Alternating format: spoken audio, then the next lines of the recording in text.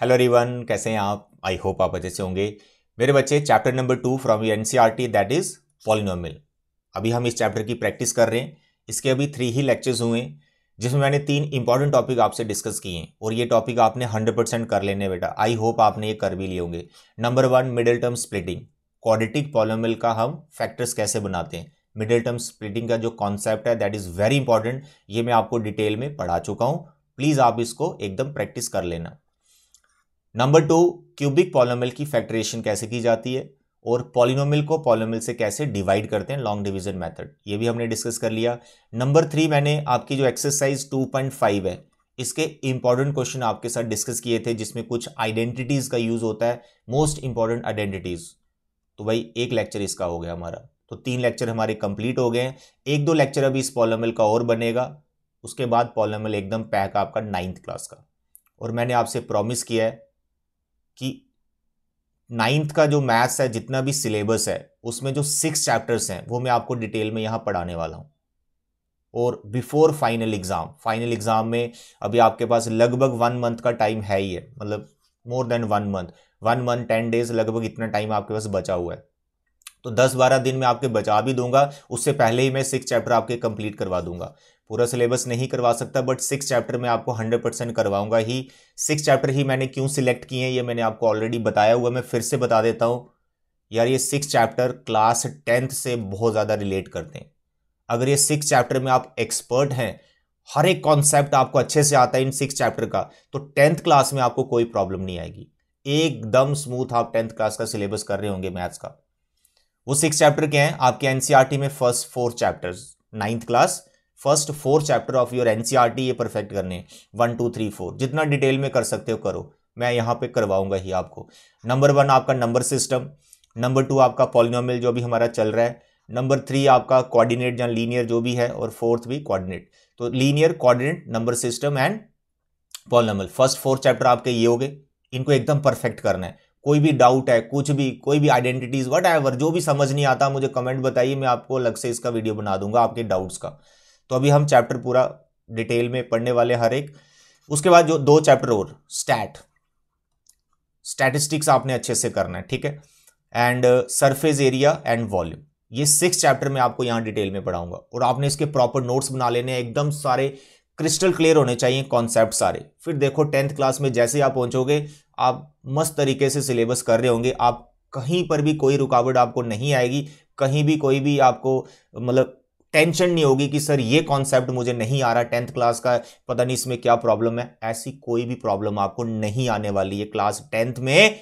But आपको ये 6 chapter एकदम डिटेल में करने, और मैं आपको करवाऊंगा। आपको बस इतना सा काम है, एक नोटबुक लगा लीजिए और जो भी मैं आपको कॉन्सेप्ट सिखाता हूं, प्रॉपर अपनी नोटबुक पे उसको प्रैक्टिस करो। डाउट बनता है कमेंट कीजिए, डाउट्स का अलग से वीडियो बन जाएगा। ओके डियर, तो देखिए यहां पर आज के लेक्चर में मैंने 5 क्वेश्चन सिलेक्ट किए, पॉलिनोमियल के 5 क्वेश्चंस। एनसीईआरटी में वैसे क्वेश्चंस नहीं है, बट फाइनल एग्जाम में ऐसे क्वेश्चन पूछे जाते हैं। एक्स्ट्रा कुछ क्वेश्चंस हैं बट आइडेंटिटी से रिलेटेड ही हैं, जो मैंने ऑलरेडी आपको पढ़ा दी हैं। ए प्लस बी का होल क्यूब, ए स्क्वायर माइनस बी स्क्वायर, ऐसी कुछ आइडेंटिटीज, ए प्लस बी का होल स्क्वायर, उन्हीं से रिलेटेड कुछ एक्स्ट्रा क्वेश्चंस है। बहुत ईजी है, बहुत ईजी है। एनसीईआरटी में वैसे नहीं है, बट फाइनल में पूछे जा सकते हैं, तो इसलिए इन क्वेश्चंस को आपने प्रैक्टिस कर लेना है, ठीक है। तो 5 क्वेश्चंस है, बहुत ईजी है, जल्दी से नोटबुक पेन रखिए और मेरे साथ प्रैक्टिस करो। My dear student, this is your first question, question number 1। You can see given condition है x plus 1/x equal to 11। ऐसे क्वेश्चन आपने एक्स्ट्रा कोई बुक अगर आपके पास है उसमें देखे होंगे ऐसे क्वेश्चंस, और बच्चे थोड़ा सा प्रॉब्लम फेस करते हैं कि सर कैसे टैकल करना है। एक बार प्रैक्टिस कर लो, याद हो जाएगा आपको, हमेशा मेरे साथ करो। x plus 1/x equal to 11, ये आपको गिवन है। x और 1/x का जो सम है वो 11 के इक्वल है, तो आपको इस एक्सप्रेशन को फाइंड करना है, कुछ नहीं, उन पे स्केयर लगा दिया। तो इस टाइप के मैक्सिमम क्वेश्चन में आपको क्या करना होता है, जो गिवन इंफॉर्मेशन है ना, इसी को आपको उठाना है और इसको स्केयरिंग या क्यूबिक करना है। दैट डिपेंड्स कि आपको फाइंड क्या करना है, क्योंकि आपको स्केयर में कोई टर्म चाहिए तो इसी को उठा के इसका स्केयरिंग डाल दीजिए, तो ये टर्म का वैल्यू अपने आप निकल जाएगा। देखो मैं आपको करके बता रहा हूं, x plus 1/x equal to 11, तो क्या करना है इसमें स्केयरिंग बोथ साइड। तो जैसे आप स्केयरिंग करेंगे, इसके ऊपर स्केयर आ जाएगा, 11 पे स्केयर आ गया। अब इसका जो स्केयर है आप ओपन कर सकते हैं। आपने एक आइडेंटिटी सीख रखा है और सब बच्चों को ये याद ही होता है, ए प्लस बी का होल स्केयर क्या होता है बेटा, A square plus B square plus 2ab। तो ये आइडेंटिटी आप x प्लस 1/x पे अप्लाई कर दीजिए। तो यहाँ पे आएगा a square, this is b square plus 2, this is a and this is b। 11 का स्क्वायर इज 121। थोड़ी कैलकुलेशन चल रही है, ये आ गया x square, x x cut गया, यहाँ पे 2 बचा, 121। देखो x square plus 1/x square बन गया जो आपको फाइंड करना है। बस आप 2 को उधर ट्रांसफर कर दिए, आपका आंसर आ गया। तो what is x square plus 1/x square? Sir 121 minus 2, you can minus, ठीक है, इसको माइनस करो, जो भी आए 190। इतना ईजी, बहुत ईजी, आइडेंटिटी यूज हुई a प्लस बी का होल स्क्वायर, और स्केयरिंग करना है, बस ये याद रखना आपको। तो ऐसे कुछ क्वेश्चन हैं अभी हमारे पास। क्वेश्चन नंबर 2, ये भी कुछ इसी टाइप का है, पर यहाँ पर पावर मैंने 4 कर दी। तो 4 पावर देख के घबराना नहीं, बस 2 बार स्केयरिंग करना पड़ेगा। अभी जो आंसर आया ना उसका फिर से स्केयरिंग करना है, तो अब 4 वाला भी निकल जाएगा। तो देखिए यहाँ पर रूट देख के भी बच्चे परेशान होते हैं, बिल्कुल परेशान नहीं होता। रूट का आपके पास इलाज है, इसको स्केयरिंग कर दीजिए। तो first step is squaring both side. जैसे आप स्केयरिंग करेंगे, इस साइड पे जब स्केयर लगाएंगे तो फिर से ये आइडेंटिटी जो भी अप्लाई की, तो कैसे लिखेंगे? a square b square plus 2a and b, और इधर स्केयरिंग किया होगा तो इसका स्केयर रूट कैंसिल हो जाएगा, 5 आ जाएगा। इसके बाद x square plus 1/x square, यहाँ पे 2 बचा, उधर 5 है, 2 को वहाँ ट्रांसफर करके 5 के साथ उसको माइनस कर दो तो कितना बच गया? 3। यहाँ तक पहुँच गए। ये तो हो गया फर्स्ट क्वेश्चन, बट इससे अभी एक स्टेप और है, हमें पावर 4 की तरफ जाना है। तो जो आपके पास आया इसको फिर से स्केयरिंग कर दीजिए। तो जैसे आप इस पर स्केयरिंग करेंगे तो इसका भी आ जाएगा a square plus b square plus 2, this is a and this is b।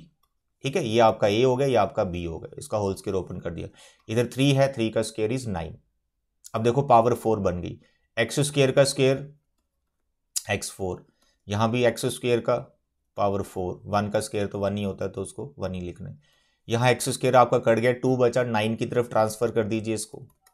तो जैसे आप 9 की तरफ ट्रांसफर करेंगे तो क्या बचेगा भाई? 9 में से 2 माइनस हो जाएगा, 7 आ गया। This your answer. तो पावर 4 देख के जो हमें डर लग रहा था, डरने की कोई बात नहीं। 2 बार स्केयरिंग किया, आइडेंटिटी वही लग रही है, a प्लस बी का होल स्केयर। कितना सिंपल है, देखो। बस ऐसे क्वेश्चन कुछ प्रैक्टिस करने आपको। नाउ द क्वेश्चन नंबर 3, फिर से वैसा ही क्वेश्चन है, लेकिन माइनस वाली टर्म आपको फाइंड करनी। तो माइनस देख के बिल्कुल कुछ घबराना नहीं है। अच्छा, ये थोड़ा सा रिवर्स क्वेश्चन भी है। हम यहाँ पर एक्स स्क्वायर 1/x स्क्वायर को फाइंड कर रहे थे फर्स्ट क्वेश्चन में, यहाँ पे उसके रिलेटेड कुछ इंफॉर्मेशन गिवन है। X square plus 1/x square का जो सम है वो 66 है, और जो फाइंड करना है वो फाइंड करना है जो उधर गिवन था प्लस में। करने का तरीका सेम है, कोई चेंज नहीं है। इसको स्केयरिंग मत करना, जो गिवन है इसको स्केयरिंग मत करना, क्योंकि इसको स्केयरिंग करके पावर 4 में चले जाओगे। हमें जो फाइंड करना है अब उसका स्केयरिंग करो। तो आपको ये देखना है कि स्केयरिंग किसका करना है, इसका करना है, किसका करना है। इसका स्केयरिंग करोगे तभी तो एक्स स्क्वायर में आओगे। अब इसका स्केयरिंग कर दोगे तो x4 में चले जाओगे, एक्स में कैसे आओगे? तो इसलिए आपको जो फाइंड करना है उसको हमने रखा, और इसको स्केयरिंग में इसका आइडेंटिटी लगा दी। देखो a square plus b square minus 2ab, minus वाला आइडेंटिटी ये हमारा कैंसिल हो गया। यहां पर आ गया हमारा x माइनस 1 का whole square, x square plus 1/x square is equal to minus 2। In short जो आपको फाइंड करना था, इसकी हमने स्क्वायर में वैल्यू को ढूंढ लिया। देखो स्क्वायर में इसकी वैल्यू को ढूंढ लिया, x square plus 1/x square minus 2। अब जो x square plus 1/x square हमारा बना, इसकी वैल्यू हमें गिवन है, दिस इज 66, यहां 66 डालिए, दैट्स ऑल। तो इट इज 66 माइनस 2, तो 66 माइनस 2 इज 64। तो हमने वैल्यू किसकी निकाल ली? x माइनस 1/x का होल स्क्वायर की वैल्यू निकाल ली। बट हमें किसकी चाहिए? बिना स्क्वायर के, यानी इस स्क्वायर को मुझे यहां से हटाना पड़ेगा। ये स्क्वायर जब 64 की तरफ जाएगा तो स्क्वायर रूट बन जाता है, और प्लस माइनस के ऑप्शन आते हैं, प्लस माइनस रूट 64। बहुत से बच्चे पूछते हैं सर ये प्लस माइनस क्यों आता है, अभी समझाता हूं। दोनों ऑप्शन लेते हो, इवन पावर जब भी ट्रांसफर कर रहे हो दूसरी तरफ, तो आपका आंसर बेटा प्लस माइनस 8 आ गया। तो इसकी जो वैल्यू फाइंड करनी थी, 2 वैल्यूज, एक +8 और एक -8।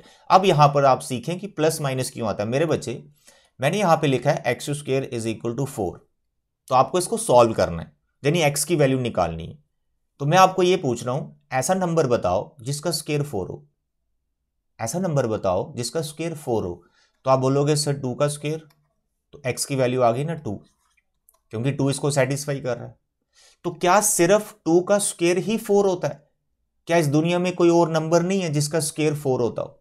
मुझे बताओ जल्दी, और कोई नंबर है जिसका स्क्वायर 4 होता हो? बिल्कुल आप बता रहे हो, क्या है? -2 का स्क्वायर। -2 का स्क्वायर भी तो 4 होता है इसलिए ये जो इक्वेशन बनी हुई है इसके दो सॉल्यूशंस है, एक 2 और एक -2।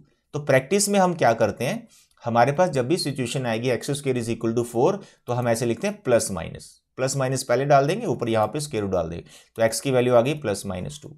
That's all. तो कॉन्सेप्ट ऐसे ही समझना है कि सिर्फ 2 का स्क्वायर 4 नहीं होता, -2 का स्क्वायर भी 4 होता है। इवन पावर में हमेशा दो ऑप्शन रहेंगे, एक प्लस और एक माइनस। 10th में ये फ्रीक्वेंटली आपको मिलेगा देखने को।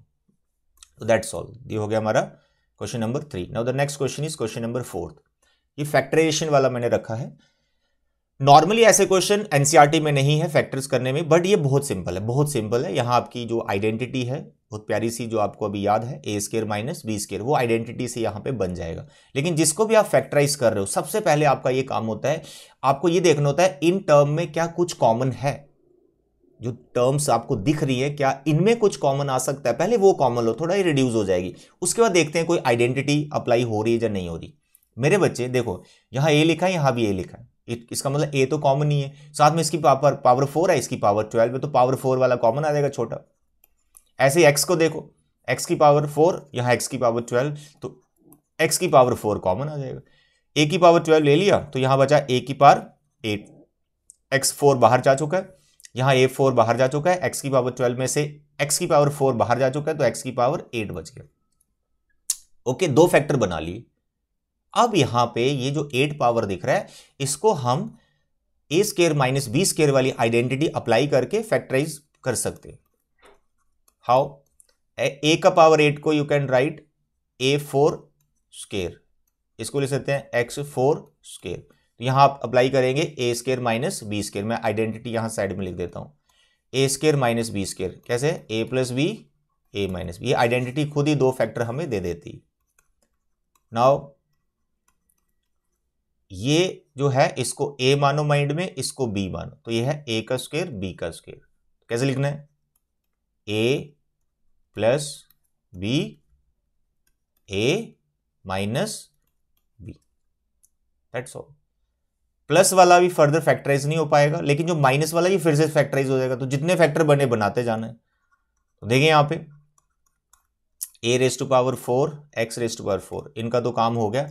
अब इसका a4 है, इसको लिखा स्क्वायर का स्क्वायर, इसको भी लिखा स्क्वायर का स्क्वायर, फिर से फैक्टराइज, फिर से आइडेंटिटी, यही वाली आइडेंटिटी जो यहां पे ये लिख रखी है। अब यहां पे a² हो गया, तो लिखेंगे a + b, फिर से a² - b²। That's all, a - b हो गया। क्या फिर से आइडेंटिटी लग रही है? बिल्कुल लग रही है। देखो a² - x², ये फर्दर फैक्टराइज हो जाएगा। तो हमारे पास है a⁴ x4, a⁴ + x4, दो फैक्टर, 3 है बेसिकली, 1 2, ये 3 फैक्टर हो गए। फिर उसके बाद a² + x², ये फर्दर फैक्टराइज हो नहीं सकता, ये एक सिंगल फैक्टर। अब यहां पे लास्ट में ये जो है, ये फर्दर फैक्टराइज हो रहा है, तो it is what? a + x and a - x। That's all. तो भाई ऐसे क्वेश्चन भी पूछे जा सकते हैं, बहुत सिंपल है। देखो ध्यान से, मैंने एक सिंगल ये वाली आइडेंटिटी अप्लाई करके इनको फैक्टराइज किया है, राइट? एक बार प्रैक्टिस आपको करनी पड़ेगी इन क्वेश्चंस को अच्छे से समझने के लिए। तो the next is question number 5। ये मैंने रखा क्यूब वाला, स्क्वायर वाला आपको समझ में आ गए। स्क्वायर का रिलेशन गिवन हो तो लीनियर को कैसे फाइंड करते हैं वो भी क्लियर हो गया क्वेश्चन नंबर 3। अब देखो क्वेश्चन नंबर 5 क्यूब वाला आ गया, कोई दिक्कत नहीं, क्यूब वाला आ गया। आपको एक आइडेंटिटी मैंने पढ़ा रखा है, उनका प्रूफ भी मैंने बता रखा है। कौन सा? a + b का होल क्यूब। बताइए, a³ + b³ + 3a² b + 3ab²। ये मैंने करवाया था आपको एक्सरसाइज 2.5 के को, जो इंपॉर्टेंट क्वेश्चन करवाए थे, ये सब आइडेंटिटीज करवा रखी। अब यहां पे इसको ऐसे भी लिख सकते हैं, ये जो लास्ट के दो नंबर है ना, इसमें 3a और b कॉमन है, तो यहां बचा a + b। आइडेंटिटीज को ऐसे भी रख सकते हैं हम याद। तो इस टाइप के क्वेश्चन में जैसे ये फाइंड करना है, तो ये वाले पार्ट को आपने अप्लाई करना है। तो सबसे पहले जैसे पीछे हमने स्क्वेयरिंग किया, इसको करना है क्यूबिक बोथ साइड। क्यूबिक बोले तो इस पे होल क्यूब आप लगा देंगे, ये आ गया। तो लगाइए इसको आइडेंटिटी, x a है और 1/x आपका b है, तो हो गया आपका a³ + बी क्यूब प्लस 3 क्या लिखा है ए बी, ये हो गया A B, A plus B, ये हो गया ए और ये हो गया बी। कुछ नहीं, आइडेंटिटी लगाइए, रीजन देखो मैंने साइड में लिखा हुआ। 7 का क्यूब करें मल्टीप्लाई, 7 का क्यूब कितना होता है, तो पहले इसको भी सिंप्लीफाई कर लेंगे। x कट गया, यहाँ पे 3, यहाँ पे x प्लस 1/x। यहाँ पर एक नोट करना, क्या करना आपको, ये फैक्टर दिख रहा है आपको x प्लस 1/x, ये देखो ये रहा, और इसकी वैल्यू कितनी 7, ये वैल्यू यहाँ डालनी, तभी तो ये क्यूब वाला निकल जाएगा जो आपको फाइंड करना है। तो 7 7 जा 49, 49 7 जा 343, ठीक है, ओके 343। तो अब यहाँ पर वैल्यू डाल दीजिए x प्लस 1/x की, तो हमारे जो फाइंड करना है वो आ गया। तो इसकी वैल्यू है 7, इधर है 343, तो x cube plus 1/x cube की वैल्यू हमारे पास आ गई। 7 3 जा 21, 343 इधर जाएगा 21, करो minus, you will get your answer, ठीक है। 3 में से 2 1, 4 में से 2 2 and here 3, 322 is your answer. तो मेरे प्यारे बच्चे, ये थे आज के आपके 5 इंपॉर्टेंट क्वेश्चन। चैप्टर कौन सा है, पॉलिनोमियल। एक्स्ट्रा क्वेश्चन हैं, इनके अलावा कोई एक्स्ट्रा क्वेश्चन करने की जरूरत नहीं है। एनसीईआरटी परफेक्ट करो और ये 5 क्वेश्चन की प्रैक्टिस कर लो। कोई भी टीचर फाइनल में अगर कोई एक्स्ट्रा क्वेश्चन पॉलिनोमियल से डालेगा वो इसी टाइप का डालता है जो मैंने आपको करवा दिया। इसमें फैक्टराइजेशन भी था और कुछ टर्म जो फाइंड करनी थी सब कवर हो गए। अभी इसका एक लेक्चर मेरा और बनेगा पॉलिनोमियल का, फिर हम इसको पैक कर देंगे, फिर मैं बाकी वाले चैप्टर आपको करवाऊंगा। मेरे बच्चे 9th का रिजल्ट अच्छा होगा। फाइनल में जब आप एग्ज़ाम दे के आ रहे होंगे मैथ्स का, अगर आप बहुत खुश होंगे, मज़ा आएगा आपको, मतलब पेपर दे के जब आए होंगे, तो 10th क्लास पे इसका बहुत इम्पैक्ट आता है। एक पॉजिटिविटी के साथ आप 10th क्लास में जाते हो कि मेरा 9th का रिजल्ट एकदम टॉप क्लास का है, तो 10th में ऐसे ही आपका कॉन्फिडेंस बना होता है, तो आपको कोई टेंशन नहीं होती, सारी बात आपके कॉन्फिडेंस की होती है। तो कॉन्फिडेंस कैसे बनेगा, 9th का अच्छा रिजल्ट लाकर। तो लाना कैसे अच्छा रिजल्ट, जैसे प्रैक्टिस करा रहा हूं बस ऐसे करते जाओ, टाइम वेस्ट नहीं करो इस टाइम पे, क्योंकि टाइम बचा ही नहीं, यू हैव ओनली 1 मंथ। तो 1 मंथ में पूरा यूटिलाइज करो टाइम, और पूरा आपका जो भी सिलेबस हर सब्जेक्ट का अच्छे से प्रिपेयर करो। ओके, तो आज के लिए इतने बचे। Thank you, bye bye and take care.